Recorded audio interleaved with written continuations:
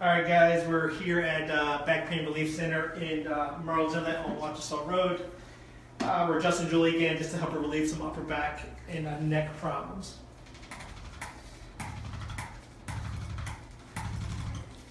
So we're using a handheld instrument, kind of vibrates the joints, helps us realign them, decompresses the joint just a little bit. That's Chloe over there, she's jumping around.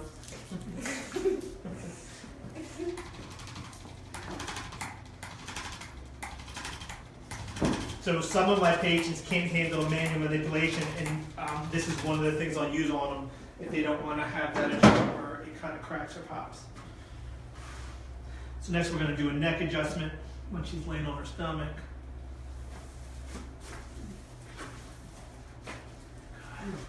Okay, now we'll do an upper thoracic adjustment.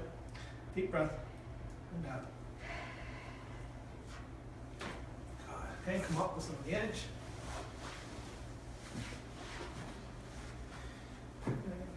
Chin down. Good. Okay, that's it. Thanks for watching. If you have any questions, Murrells Inlet chiropractic.com.